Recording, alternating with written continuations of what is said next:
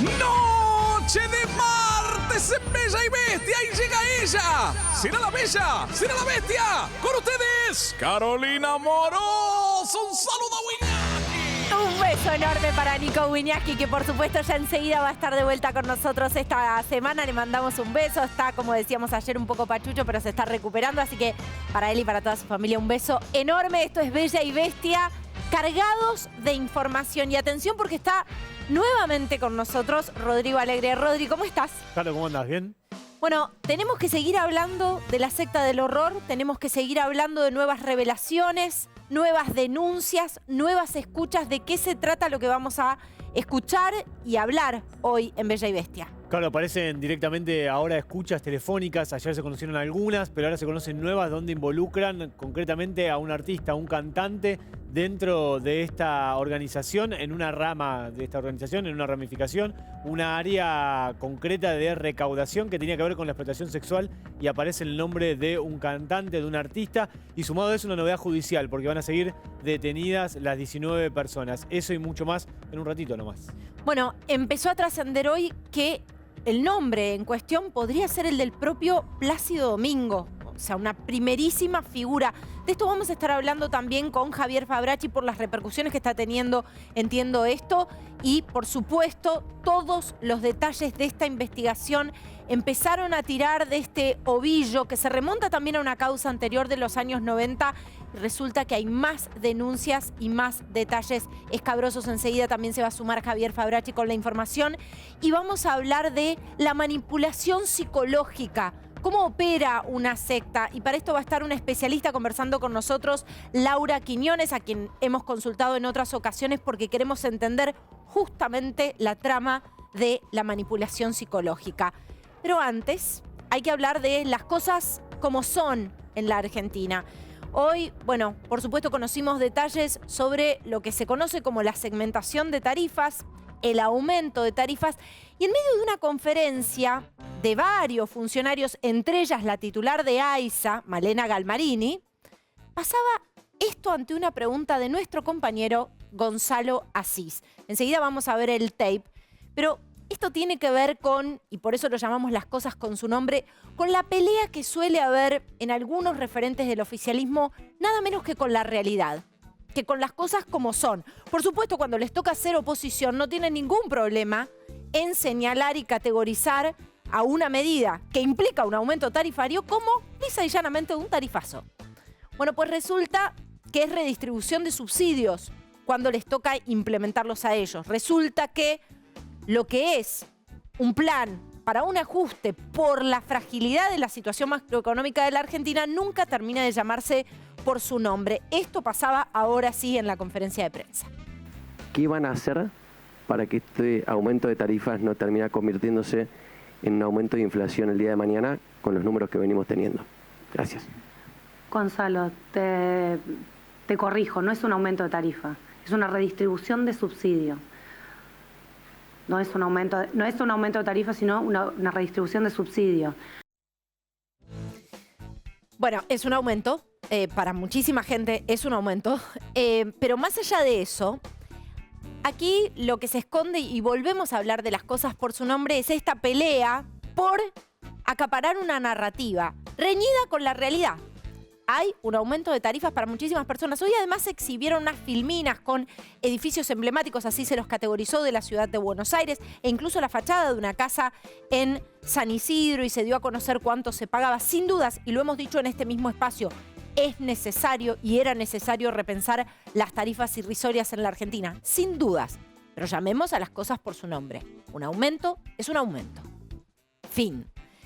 Y esto forma parte de una pelea que viene de arrastre, ¿no? No llamar incluso a la inseguridad por su nombre, no llamar a los grandes flagelos por su nombre, encontrar otras explicaciones, pelearse con la realidad a tal punto de decir que la emisión monetaria no genera presión inflacionaria. Todas estas son partes de la construcción de una narrativa que tiene que ver, casi diría yo, con el pensamiento mágico, con la construcción de eufemismos o directamente con la instalación de cosas que son falsas, categóricamente falsas, reñidas con la realidad.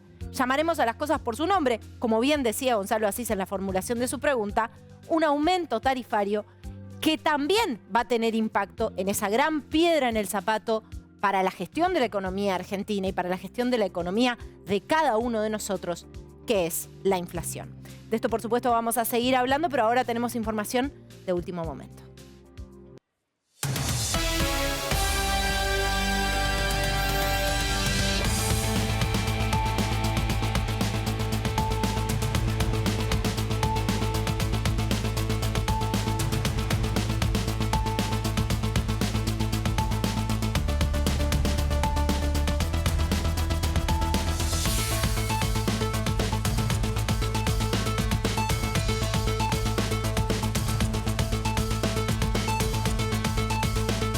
Son 19 las personas detenidas por la causa de la secta del horror y se conocen más detalles, Rodrigo. Sí, claro, porque la justicia lo que hizo en las últimas horas es rechazar las excarcelaciones, las excarcelaciones de las personas que están detenidas, 19 de ellas. Entre ellas, dice la justicia, hay 3 que son mayores de edad y en principio podrían darle el beneficio de la prisión domiciliaria. ¿Se la van a dar ahora? Adultos mayores, ¿no? Adultos mayores. ¿Se la van a dar ahora? No. ¿Qué es lo que está diciendo el juzgado? Van a abrir unos trámites especiales para verificar si está habilitada esta situación para estas 3 personas. Están Juan Perkowitz, 84 años, líder máximo de la organización. Susana Mendelevich, también conocida como Mendy, y ahora recordá ese apodo, Mendy, y una mujer más que se llama Silvia Herrera. Y ahora se conocen escuchas telefónicas. Lo que vas a escuchar ahora, lo que vas a ver, lo que vas a leer, porque están subtituladas, es un diálogo entre Mendy, Susana, que tenía a su cargo la administración de las esclavas sexuales, si querés, estas personas que tenían que acostarse con empresarios, y el líder de la organización, hablando del lugar en el que están hoy y el lugar en el de donde venían. ¿Por qué? Porque hablan de que eran pobres y que hoy son ricos. A ver. Y éramos todos mucho más pobres que ahora. Sí. Yo tenía 2 pesos en la cartera, Juan, cuando te conocí.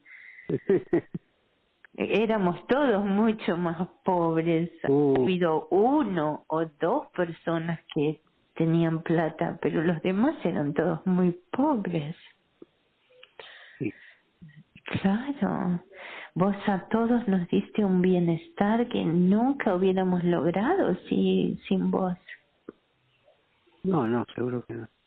Seguro que no. Era imposible. Ustedes, los que me siguieron, bueno, todos ganaron, ¿no? Todos ganamos porque realmente tenemos un nivel de vida. Nosotros vivimos como gente rica, todos los que estamos en base cerca tuyo, realmente vivimos como gente rica. Sí.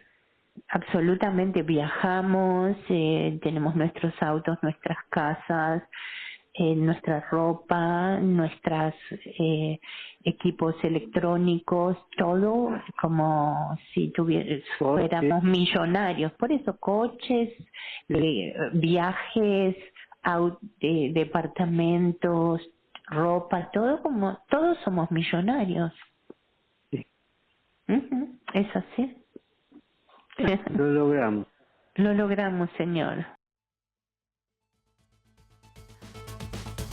Lo logramos. Es estremecedor escucharlo, sobre todo entendiendo los códigos y todo lo que hay detrás, toda la trama que se denuncia. Ahora, Rodri, te pregunto, ¿qué es BASE? Hacen alusión. BASE están hablando de una especie de, digamos, de asociación que tienen ellos dentro de la estructura del lugar, digamos, de la secta del horror. Me quedaba con que fuimos tan pobres y hoy lo logramos. Algunas de las cosas que encontraron, ¿no? 1.638.000 pesos en los allanamientos, 1.000 libras esterlinas, 1 kilo de monedas de plata.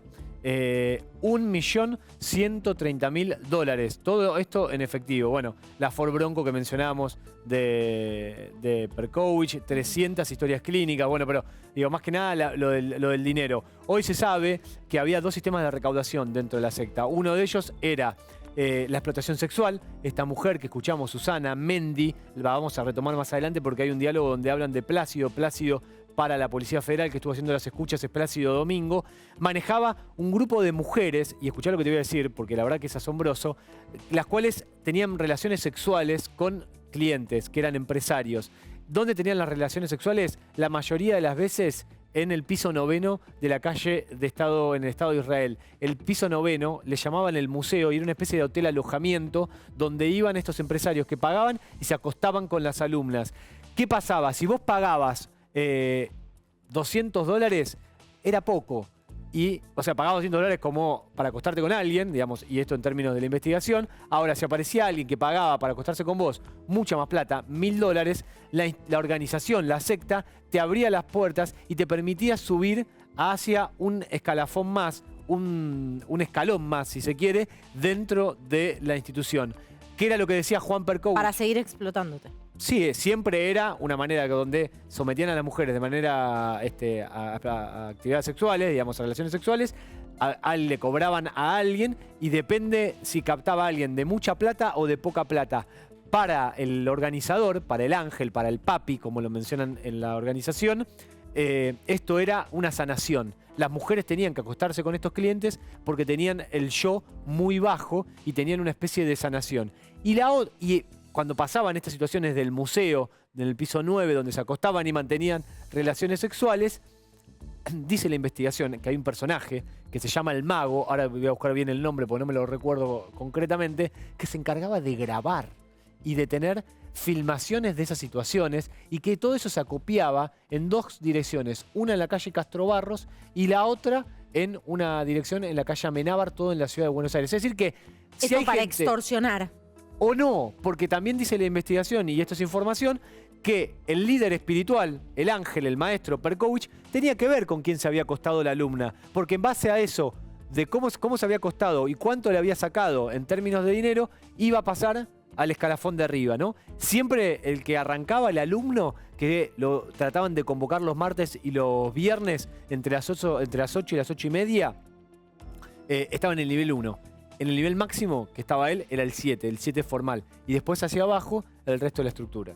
Bueno, palabras más, palabras menos, eso se desliza en las escuchas o parece deslizarse en las escuchas cuando él dice yo les dije que me siguieran, ¿no? Pero siempre en este código muy propio de la lógica de una secta. Y hablando de eso, vamos al contacto con una especialista, Laura Quiñones. Muchísimas gracias por esta comunicación con nosotros. ¿Cómo están? Buenas noches. Bueno, un gusto saludarte. Primero quiero preguntarte por ese primer paso. ¿Cómo empieza la manipulación psicológica para cooptar a alguien dentro de una organización de estas características? Porque los líderes de las sectas lo que brindan son soluciones y certezas frente a vulnerabilidades psicológicas, emocionales y sociales de las personas. Laura, o sea, aprovechan esos momentos de crisis y debilidad. Estamos teniendo problemas con tu audio, ahí vamos a tratar de restablecerlo. Es importante esto que marcaba Laura y que vos, Rodri, también marcabas ayer, ¿no? El aprovechamiento de alguien en situación de vulnerabilidad. Totalmente, totalmente. Aparte, imagínate las alumnas y esta cuestión de que tenían que conseguir clientes, y todo esto lo entrecomillo, para poder ascender dentro de la estructura de la propia organización. Yo te hablaba recién de que eran los encuentros sexuales grabados y filmados. Esto, digamos, está en el dictamen judicial que tiene la justicia en la citación indagatoria. 2 personas, uno que se llama, le hacían con el nombre, le decían el mago, pero en verdad se llama Carlos Barragán.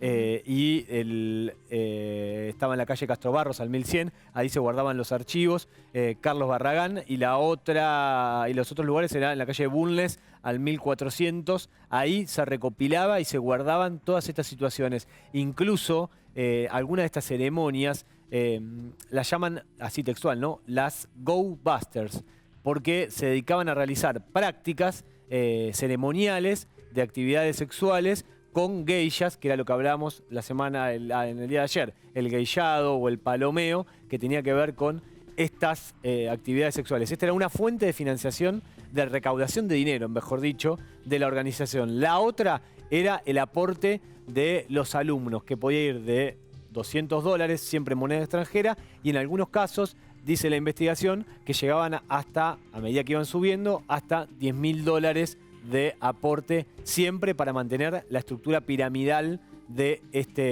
esta organización, que en verdad es la escuela de yoga, esta secta del horror, donde había 7 niveles. En el más alto, y cada nivel estaba dividido entre lo formal y lo informal. El formal era Juan Perkovich, el líder, el ángel, el papi. Lo escuchás ahí en las intervenciones telefónicas. Abajo, el 7 informal, Mendy, el resto de los imputados. Y después, hacia abajo, iba cayendo. En el 1 y en el 4 estaban básicamente los principiantes, los que recién arrancaban. Ahora te pregunto, Rodri, porque hay algo bien complejo que a veces sucede en estas organizaciones, que alguien que es cooptado primero es víctima y luego se convierte en victimario, ¿no? Bueno, esto pasa y sobre todo aparece en las cuestiones de las relaciones sexuales porque muchas mujeres que se las denominaban alumnas y que estaban dentro de la organización, después, una vez que ya habían ascendido a los niveles más superiores, estaban los martes y los viernes de 20 a 21:30 en el café que le llamaban a la planta baja de Estado de Israel, convocando a otras personas para después ingresar a la organización y que sean esas personas aspirantes a estar acostados con empresarios, con clientes, digo empresarios porque se habla de empresarios, pero clientes que pagaban para estar con ellas. Y así se iba haciendo una cadena. Entonces ahí la víctima, que era adolescente y que había participado del gayado o el palomeo en un comienzo, después terminaba como una especie de, digamos, en este caso, como una especie de nivel superior que lo que hacía era atraer a más alumnas o alumnos para que ingresaran y así se mantuviera digamos, la rueda girando y seguir juntando fondos y también sometiendo a mujeres a esta cuestión de esclavitud sexual. Estamos hablando de 179 personas que están aquí, por lo menos tiene acreditada la justicia. Hay escuchas del 2004, los hechos son del 2004 hasta esta parte. Asociación ilícita, ejercicio ilegal de la medicina, está eso, de hecho aparece en un momento determinado, algo que lo mencionábamos y hoy está con un poco más de detalle, la cura del sueño, hablan de una clínica que se llama SMI Abasto, donde se les daba medicamentos, psicofármacos, donde los viernes se tomaban drogas para dormir, para descansar, porque muchas familias eran separadas de sus familias biológicas y tenían angustia y querían volver. Entonces los dopaban, los drogaban, durante todo el fin de semana para calmarle esa ansiedad. Es escalofriante cada uno de los detalles. Ahora sí restablecimos el contacto por vía telefónica con Laura Quiñones, es perfiladora criminal. Laura, era muy interesante lo que decías al principio a propósito de la pregunta, ¿no? que surge, por lo menos en principio, que es ¿cómo se da el principio de la manipulación y de la cooptación? Claro, la captación tiene una dinámica que yo te contaba que siempre va a ser efectiva, o sea, siempre y cuando las personas conserven inteligencia y capacidad de adaptación, la conciencia de realidad y la motivación.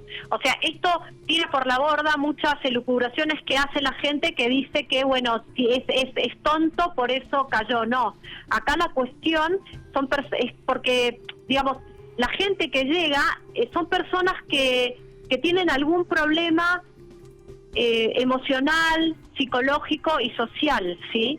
Que es lo que los líderes de la secta lo que brindan son eso, son certezas y soluciones frente a estas vulnerabilidades, ¿sí? Y aprovechan estos momentos de crisis y debilidad para llenar ese vacío. O sea, con palabras, prácticas, rituales, estabilizan la psique de las personas y le dan, como yo podría decir, un sosiego espiritual, y porque se presenta como una salvación y restauración. Entonces, hay diversos mecanismos que se utilizan y uno de ellos es el aislamiento, ¿sí? El aislamiento lo que va a buscar es evitar cualquier interferencia emocional de personas del pasado y que no son afines a las sectas. Así sean los padres, amigos y otros afectos que tengan significado en la vida de los captados. Otra cuestión muy importante es que este distanciamiento con el afuera tiene otra función que es primordial y es la pérdida de la noción del tiempo cronológico. Esto lo que aporta con las personas captadas es un grado de desorientación y colabora con este proceso hacia la esclavitud psicológica.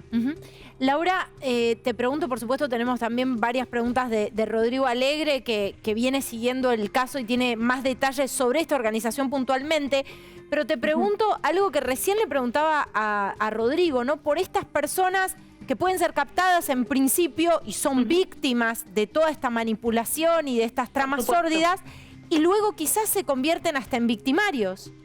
Exacto, porque hay algo que también tiene que ver con este tipo de sectas, que es el lavado de cerebro. El lavado de cerebro es una técnica de control mental que lo que busca es anular la libertad de acción, asociación, confianza en otros y la libertad de pensamiento. Pero para que esto ocurra, siempre es necesario conseguir truncar esa tendencia que tenemos las personas, ¿sí?, a compartir nuestros sentimientos con otras. El propósito acá es ir sugestionando con pensamientos mágicos, rituales, nuevas palabras, nuevos significados y crear una versión, digamos, condicionada a respuestas emocionales básicas, como por ejemplo la empatía por el sufrimiento ajeno o el remordimiento. Por eso esto que hablaba Rodrigo y contaba, y que yo lo escucho mucho decir a Pablo Salum, es que los miembros de las sectas pueden ser totalmente insensibles cuando observan o ejecutan actos de extrema crueldad o los observan y humillación hacia personas con las que formaron algún vínculo o no. ¿Se entiende? Ahora, Laura, en particular, Sí. ¿cómo la familia, qué le pasa a un individuo que termina alejado de su familia biológica y decide armar otro grupo familiar por una persona que, en este caso, digamos, y está acreditado por lo menos, que Perkovich, el líder, le decía, bueno, Sí. vos en particular vas a formar familia con este grupo familiar y te olvidás completamente de tu familia biológica y lo que contábamos recién con Caro, digamos, donde había un momento de angustia por parte de estas personas y que los medicaban, les daban drogas para que, digamos, dejarlos sexual, ¿no? Estoy mencionando boleados o adormecidos para no tener reacción de lo que estaba pasando.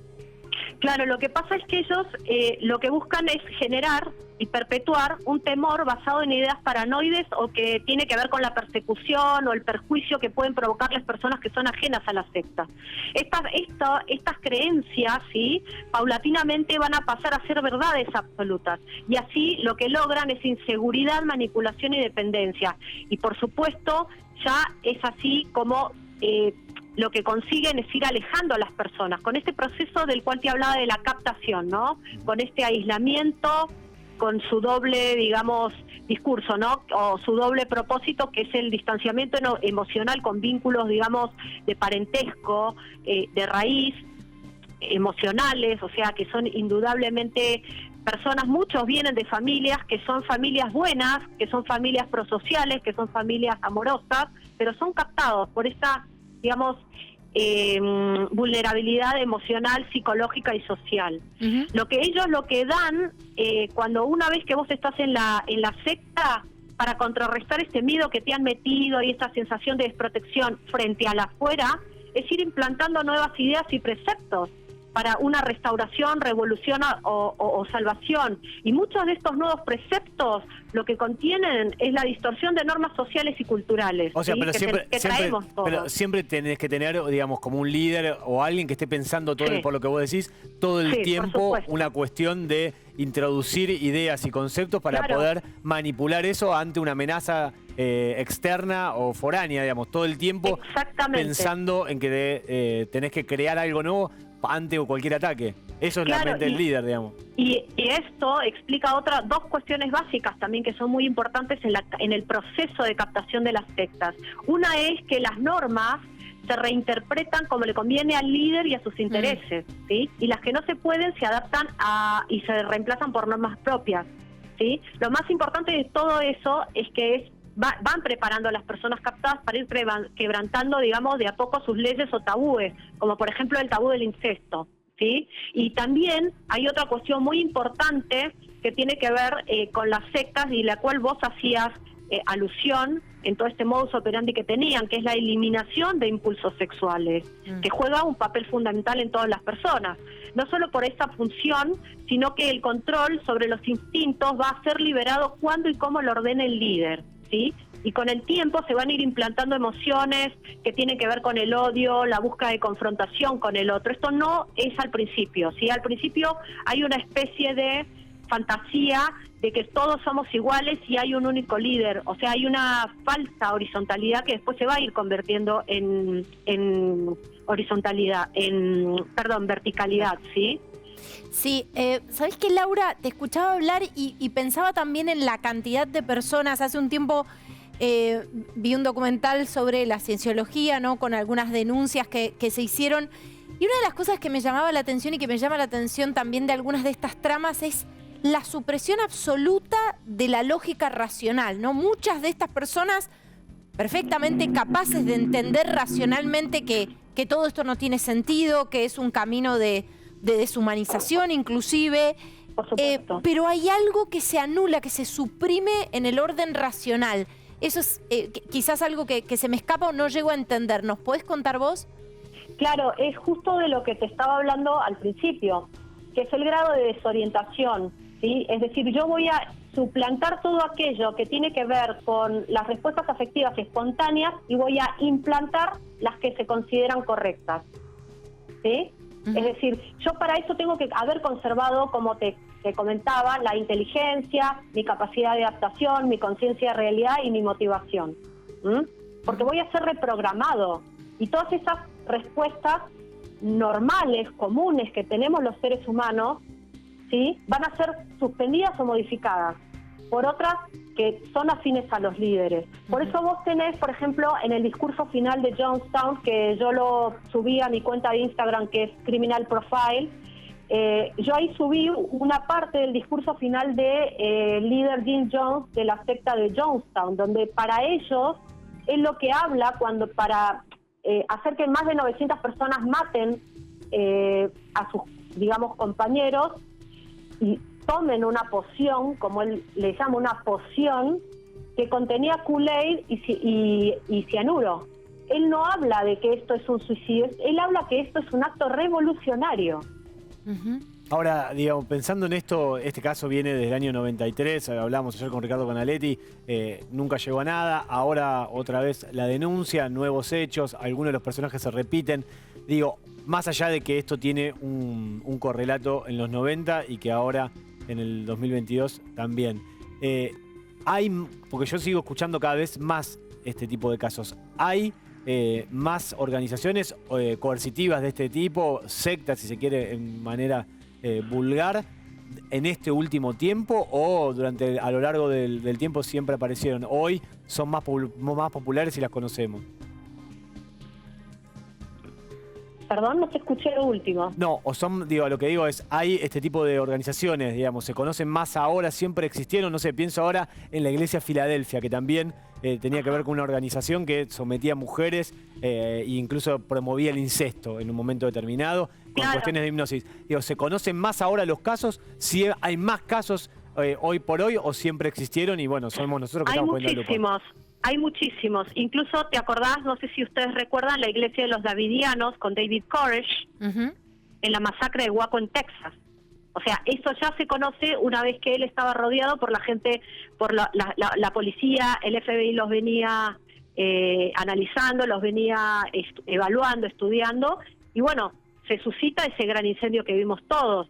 Es decir, muchos cuentan, lamentablemente, con la captación de hijos también, de personas que son poderosas o personas poderosas, porque ante los poderosos no se van a mostrar tal como son, se van a mostrar como una secta común y corriente e inocua, pero no como una secta dañina o una secta criminal, ¿sí? Laura, te invito a que escuches con nosotros, por supuesto seguimos con todo el análisis y la información también de Rodrigo Alegre, el testimonio de familiares de las víctimas. Muy amable.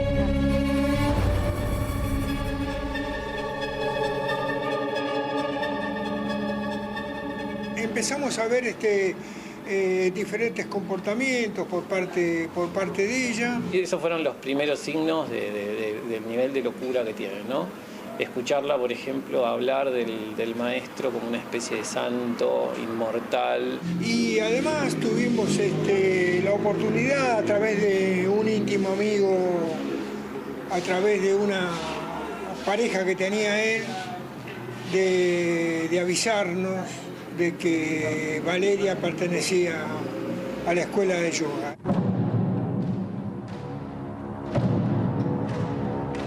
Ella habrá empezado a ir en el 89 hasta el 93, que fue en noviembre del 93, cuando se fue de casa con un procedimiento policial. Nos hizo una denuncia por privación ilegítima de la libertad, estando en la calle, estando en la comisaría, y la noche del 30 de noviembre vino la policía. Hizo una mudanza, básicamente. Se llevaron todas sus cosas. Cuando se fue de casa tenía 24 años. Y habrá arrancado a los 20. Tu hermana estaba involucrada en el tema de lo que se conoce como el palomeo, ¿no? Como la prostitución VIP o algo así. Muy probablemente, sí. Por relatos y demás, sí, creemos que sí. A mí me decís si la vi, sí. No, no te lo puedo, pero sí.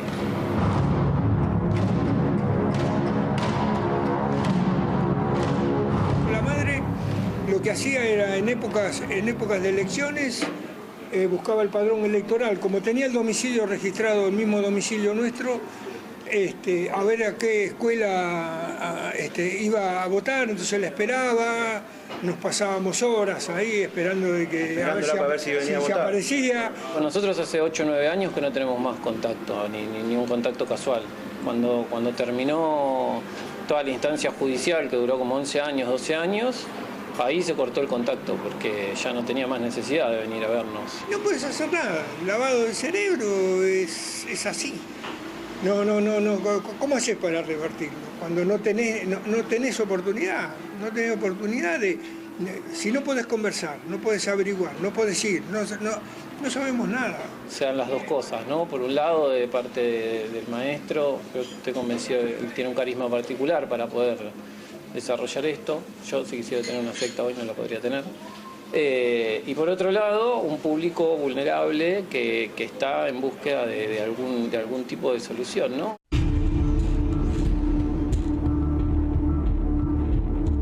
¿Qué te gustaría que pase, Rodolfo?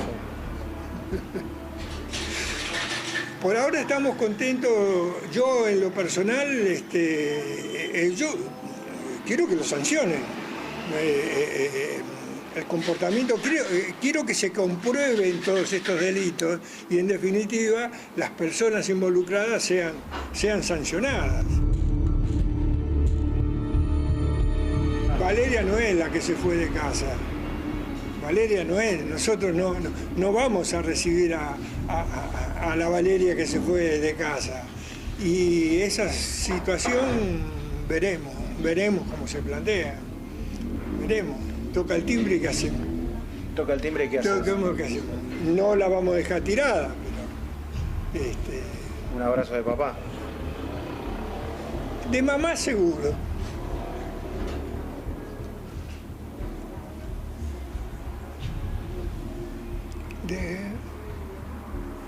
De papá no sé. No sé.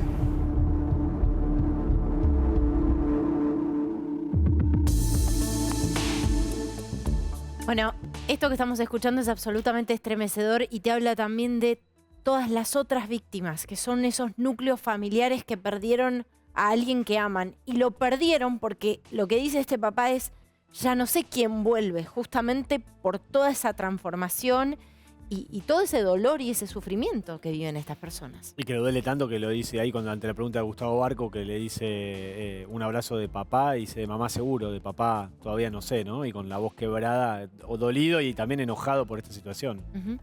Laura Quiñones sigue en línea con nosotros. Me gustaría preguntarte por el aislamiento, Laura. Sí, es clarísimo. Todo lo que les estaba diciendo anteriormente está plasmado en lo que cuenta el familiar. Hay otra cuestión acá y es muy real. No sabe quién es la persona que va a volver. Yo te cuento, en mi primer libro, que es Rastros Criminales, yo ahí cuento que el FBI tuvo un problema grave con muchas de las víctimas que fueron rescatadas luego de Jonestown, las víctimas que quedaron vivas, porque tenían muchos fenómenos alucinatorios y sensación de fin de mundo. Entonces, estas son las personas a las cuales tienen que ser tratadas por especialistas. No pueden volver a su casa como si nada. No pueden reinsertarse nuevamente con él afuera. Tienen que estar con ayuda psicológica especializada y psiquiátrica, por supuesto. Laura, pensaba un poco en esta operatoria que tienen a veces las sectas, ¿no? El tema de lo sexual, de decir, bueno, derribemos tabúes, fomentar el incesto, las relaciones indiscriminadas, y cómo esto también, de alguna manera, puede servir para manipular a la persona a que después sea muy difícil reinsertarse con los parámetros convencionales que todos manejamos, porque esa persona que hizo todo este tipo de situaciones, convencida de que estaba bien, cuando vuelve a reinsertarse en la sociedad nuestra, no deja de ser o de percibir que en realidad es un monstruo, porque tuvo relaciones con sus hijos, porque fomentó la prostitución quizás de sus hijos. Entonces, quizás esto también es un elemento que utilizan los líderes de la secta para manipularlo y decirle, mirá que el único lugar donde vas a seguir siendo aceptado es acá, porque si te vas preso o te van a defenestrar por lo monstruoso de lo que hiciste. Claro, eso es la manipulación y más que nada la esclavitud psicológica, que es el gran peligro, ¿sí? Porque no solo continúa, como vos decís, afuera, ¿sí? Pero la gente, la sociedad y ellos mismos tienen que entender que han sido víctimas del fenómeno de captación. Y el lavado de cerebro tiene que, digamos, ser reprogramado, o sea, tiene que volver al chip anterior y comprender cuáles fueron los procesos que los llevaron a eso. Uh-huh. Es decir, las personas no entran porque ven humillaciones, ven peligro, puede peligrar su vida dentro de una secta. Entran porque lo que buscan es paz espiritual. Uh-huh. Son respuestas a estos procesos y crisis que están pasando. Entonces, lo que se les vende al principio es eso. Después, con el tiempo, aparece el otro, una vez que ya han sido aislados. Hay gente que sale, ¿no? Pablo Salum salió. Digamos, Pablo ¿no? Salum salió. Es uno de los casos para mí más emblemáticos que tenemos, creo que a nivel mundial. En Youngstown había ocurrido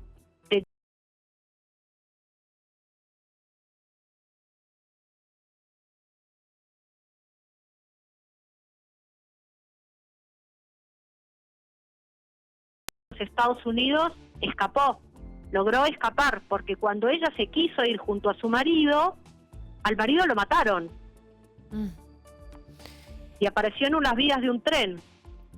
Entonces ella igual logró escapar, pedir ayuda a su suegro periodista y después poder ir a que este hombre se contactó con el senador. Uh-huh.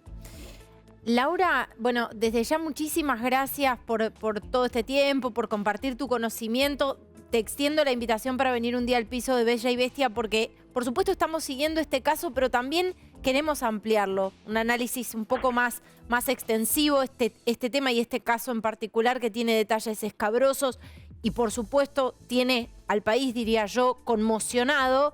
También nos habla de personas en situación de profunda vulnerabilidad y de una suerte de telón de fondo o caldo de cultivo que hace que los perversos puedan captar a personas en situación de mucha fragilidad. Muchísimas gracias, Laura. Gracias a ustedes por la invitación y un abrazo a todos. Abrazo para vos. Bueno, y a todo esto se suma un nombre de una primerísima figura de la música internacional. ¿Qué pasa? Que ya venía con denuncias, recordemos, una investigación por denuncias, cerca de 20, 30 mujeres que lo denunciaron por abuso y por acoso. Estamos hablando de Plácido Domingo, que aparece ahora como parte de algunas de las escuchas. Vamos a compartir primero el testimonio y después lo desarrollamos. A ver. Muy buen día, mi amor. Hola, ¿qué tal? Muy bien. No te desperté, ¿no? No. Mi amor, una pregunta. Además de estar fascinada con este escenario que arman los dioses cada día más lindo y más divertido, entre otras cosas, de tantas que dijo, Plácido dijo que podría venir a visitarnos. Significa venir a visitarme, porque él va a casa en New York y lo recordó ayer. ¿A vos te parece que yo le podría preguntar a Pet si eso sucede, si lo podríamos hacer en el museo? Sí. Bueno, me encanta. Mucha suerte, ¿eh? Tendré que sacrificarme una vez más. Una vez más. Ya te han dicho que estar en la escuela... Como se ha demostrado, tengo mucha vocación de sacrificio, ¿no es cierto? Sí. Ay, cómo te quiero. Te quiero mucho, ¿eh? Yo también a vos, mi Juan. Muchos besos. ¿Y tú me contás cómo sigue? Sí, claro que sí, con detalles, si querés. Te adoro mucho, ¿eh? Te amo. Suerte. Gracias a vos. Bueno, ahí se habla del museo. El museo era lo que mencionábamos antes, el piso 9 de Estado de Israel, al 4500, donde se mantenían los encuentros sexuales. Se habla de Plácido. ¿Por qué se dice que es Plácido Domingo? Porque hay otra escucha más donde habla una persona con una tonalidad, con una voz bastante particular. Parecido al de Plácido Domingo. Algunas cosas para analizar, porque uno dice, bueno, acá puede tratarse de un encuentro pautado entre dos personas adultas que se conocieron, pero ella habla de venir a visitarnos. O sea, está hablando de la organización. Y después dice, venir a visitarnos, venir a visitarme. Y habla de su vocación de sacrificio, ¿no? Y el hombre refuerza esto del sacrificio en la escuela. Digamos, no está hablando de dos amantes que se reencuentran después de... Yo tengo entendido que esto debe ser de ahora, de los últimos meses, ¿no? Sí, son escuchados. Él, recordemos que estuvo en abril de este año, después de 24 años de ausencia de la Argentina. 24 años hacía que no venía Plácido Domingo a nuestro país. Sin embargo, tenía agendado el nombre, agendado el teléfono y habla de venir a visitarnos, a visitarme. Me voy a sacrificar una vez más, ¿no? No está hablando de... Es decir, no estamos hablando quizás de una relación forzada, obligada, ¿no? De una persona, de una trata específicamente, pero sí de algo hecho no de buena voluntad, ¿no? Como algo que de alguna manera tiene que hacer en nombre de este grupo o de la escuela. Sí, es impresionante, bueno, la línea de tiempo que vos recién marcabas. Ahora, Rodrigo, esta voz de esta mujer se parece bastante a la del audio anterior. ¿Es la misma mujer? Sí, la misma mujer. Se llama Susana, le dicen Mendy. Está hablando con Juan, que es el líder de la organización, Juan Perkowitz. El teléfono que estaba intervenido era creo que el de los dos, pero el de Perkowitz sobre todo.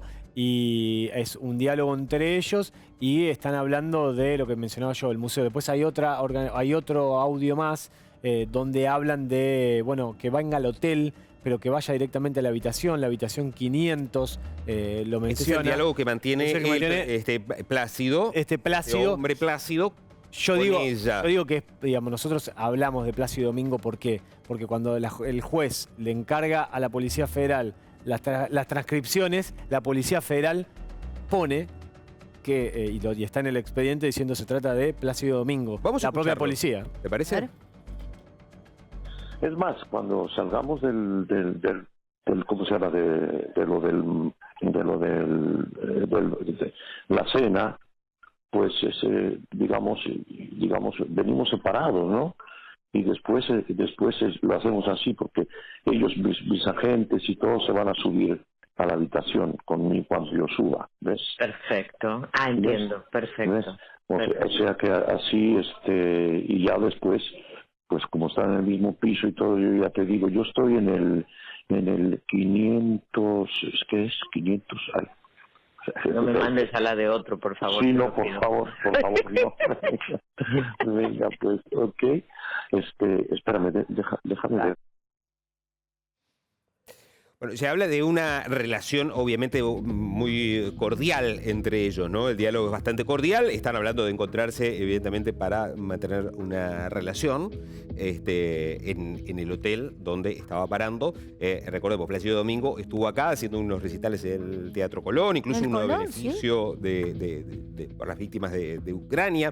Y ahí habla de un vínculo anterior, evidentemente. Y como esta organización además tiene ramificaciones en Estados Unidos y en otros lugares del mundo, quizás también ese vínculo existía cuando viajaba por otros lugares del mundo, en Estados Unidos, por ejemplo, Plácido Domingo, y quizás por eso se mantuvo en el tiempo este contacto y este vínculo a pesar de estos 24 años de no estar en la Argentina. Quizás en los encuentros o los vínculos también existían con esta organización en sus sedes en otras partes del mundo. Y me parece que también es acá el tema del poder, ¿no? De las figuras que ostentan poder y que lo utilizan para manipular a sus víctimas. El caso de Plácido Domingo, nosotros decíamos, en 2019 Associated Press, a través de una investigación, da cuenta de 9 casos en principio, después se extienden a cerca de 30, de mujeres, colegas, la mayoría de ellas, que en el ámbito de la ópera, era sabido que en los años 80 tenías que escaparte por los pasillos cuando aparecía Plácido Domingo. ¿Por qué? Porque se acercaba, te tocaba, te besaba, te acariciaba los pechos. y era una ostentación de poder. En principio, Plácido Domingo lo negó. Después dijo, bueno, a ver, tampoco podemos juzgar los hechos del pasado con los parámetros de hoy. Como diciendo, en aquella época era normal. No era normal, la verdad. También estaba mal que fueran mucho más laxas, a lo mejor, las miradas respecto de esta que hubiera más situación. silenciamiento, ¿no? Que hubiera más silenciamiento no quiere decir que estuviera bien en aquel momento. Porque él en algún momento dice, bueno, pero el tema del piropo, no, tampoco, estas mujeres no es que me dijo, qué linda que sos o qué linda que estás.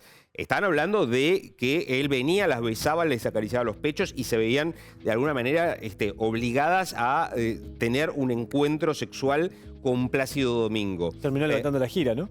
Se terminó cancelando en un principio, después en algunos escenarios volvió a presentarse porque estas denuncias no llegaron a la justicia. No fueron analizadas en la justicia, en muchos casos por prescripción de causas, pero sí hubo una investigación de una organización de cantantes líricos en Estados Unidos que validaron las denuncias de estas mujeres, ¿no? Hablando del abuso, el abuso de poder por parte de Plácido Domingo con respecto a ellas y la conducta inapropiada. Entonces acá un poco me parece que también lo que se ve es esta manipulación, porque vos decís, ¿por qué estos hombres poderosos no contrataron un servicio sexual de mujeres u hombres que libremente ejercen, e incluso invocan su derecho a ejercer el trabajo sexual?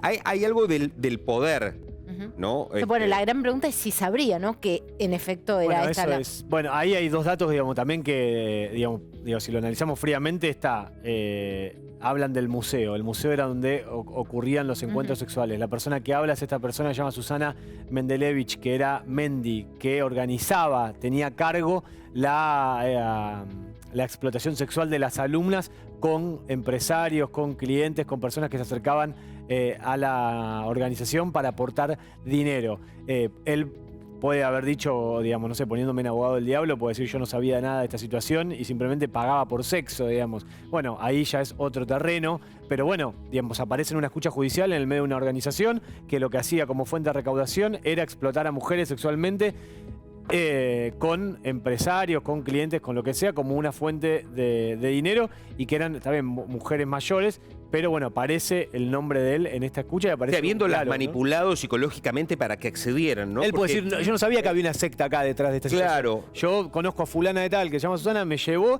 y me acostaba con mujeres como parte de esto. A veces es complejo desde el punto de vista legal, ¿no? Esto de, una cosa es la mujer que es sometida a los golpes y está encarcelada y bajo llave en un lugar, obligada a ejercer el trabajo sexual. Y a veces igual acá tenés la trata de personas. Para la justicia hay acá una situación de trata de personas donde vos tenés en un espacio reducido gente que está esclavizada sexualmente, digamos. No hace falta la cuestión de la, porque la reducción de los cautivos. Fue manipulada de la psicológicamente. Y eso es importante validarlo, ¿no? Eso también es algo que le permite la ley ahora, ¿no? No hace un tiempo atrás había otra situación. Está muy bien, porque antes decían, y bueno, no, pero... Claro. Que es la razón por la cual muchas veces era muy difícil rescatar a una persona para la familia, como veíamos en este caso, rescatar a alguien que había sido cooptado por una secta. Porque decía, bueno, está por su propia voluntad. Pero en realidad no era su propia voluntad porque había sufrido un lavado de cerebro. Acá no es que le habían sacado el pasaporte y estaban obligadas a mantener relaciones sexuales, como pasa en algunos casos con trato de personas y con mujeres y sobre todo con algunos de este tipo de casos, sino acá había una cuestión de persuasión a través de la cual, digamos, tenían cooptada su voluntad por una cuestión de lavado de cerebro y estaban a la merced de un líder que señalaba con quién se tenían que acostar y quién no. Muchas veces en estos casos de los poderosos les seduce también esto de la manipulación del poder, de saber, porque hablamos de muchas figuras a nivel internacional, que vos decís son abusadores o acosadores que han sufrido denuncias y demás, de gente que es talentosa, que es millonaria, que hasta incluso en parámetros convencionales son atractivos físicamente. Y decís, ¿con qué necesidad de presionar a alguien cuando tranquilamente sale a la calle y puede tener un montón de gente que seguramente de buena voluntad y con muchas ganas tendría relaciones con esta persona? Pero bueno, ahí es donde está el poder, el ejercer el poder de someter a otro, de saber que esa persona no tiene otra opción más que estar con vos. Un dato más, adentro de ese museo que mencionábamos, Caro, encontraron pornografía. Era una suerte de hotel alojamiento, digamos, el piso 9, el museo, donde todo el mundo lo menciona de esa manera, donde se daban los encuentros sexuales, encontraron pornografía de sadomasoquista en videos, en tapes que estaban en el lugar, más allá de que lo que te mencionaba, para la justicia dice que tiene acreditado que lo que pasaba ahí estaba registrado, estaba filmado y que se acopiaba y se archivaba en otro domicilio. Ahora, perdón, Rodrigo, ¿hay posibilidad de revisar ese sobreseimiento que tuvieron en su momento o esa causa de por qué con todas las pruebas que existían, presiones mediante, se llegó a un sobreseimiento? Rodri, te pido que nos contestes después de la pausa, porque tenemos que hacer una breve pausa. Y yo tengo otra pregunta, me parece muy importante la pregunta que deja Javi. Tengo otra pregunta, ¿se pueden sumar más nombres? Claro. Estamos hablando de un nombre muy importante a nivel internacional, en este caso, ¿no? Bueno, hacemos una breve pausa, ya venimos con más. Parpadeo.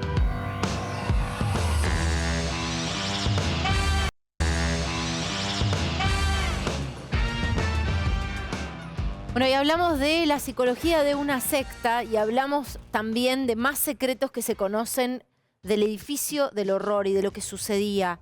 Hablábamos recién, nos contaba Javier Fabracci de información que podría involucrar a Plácido Domingo. Quedó una pregunta tuya, Javi. Sí, si hay posibilidades de revisar ese sobreseimiento de esa causa que se inició en su momento y que hoy nos enteramos que hubo muchas presiones para que esto quedara en la nada, porque las pruebas existían. De hecho, Pablo Salum, por ejemplo, viene de aquella época denunciándolo. Sí, 3 jueces pasaron.